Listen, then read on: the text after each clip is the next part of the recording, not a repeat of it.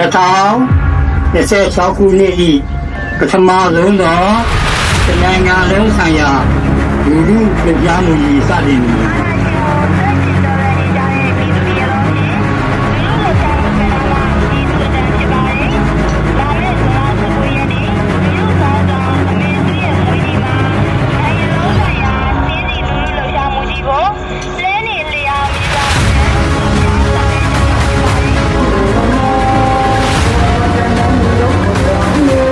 ဒီမိုကရေစီအတွက်ရုန်းကန်ခဲ့တာပါ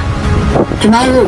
ပြည်သားတွေကိုမယုံကြည်လို့ရှိရင်ဒီမိုကရေစီကိုလည်းယုံကြည်ကြအကြောင်းရှိပါဘူးဘာဖြစ်လို့လဲဆိုတော့ဒီမိုကရေစီဆိုတာပြည်သူတွေရဲ့အုပ်ချုပ်ရေးစနစ်ပါ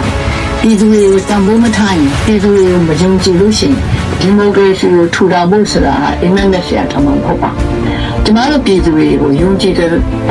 ပြည်သူတွေကလည်းပြန်ပြီးတော့တုံ့ပြန်ပြီးတော့ကျွန်တော်တို့ယုံကြည်နဲ့ညှိနှိုင်းပြီးတော့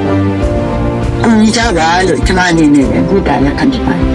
အစိုးရအဖွဲ့တစ်ခုဆိုတာနိုင်ငံကိုအောင်မြင်အောင်လို့နိုင်ငံကိုခွင့်ပြုအောင်လို့တိုးတက်အောင်လို့လုပ်နိုင်ပါပြည်သူတွေပါတော့မှဒီလုပ်ငန်းတွေဟာအောင်မြင်မှာဖြစ်ပါတယ်ဒါကြောင့်ကျွန်တော်တို့ပြည်သူဒီသားများဟာတာဝန်ပြီးစိတ်အားလုံးလက်တွဲပြီးတော့ဆောင်ရွက်မယ်ဆိုတဲ့တန်ဖိုးချပါလို့ကျွန်မအနေနဲ့မြစ်တမ်းခံချင်ပါတယ်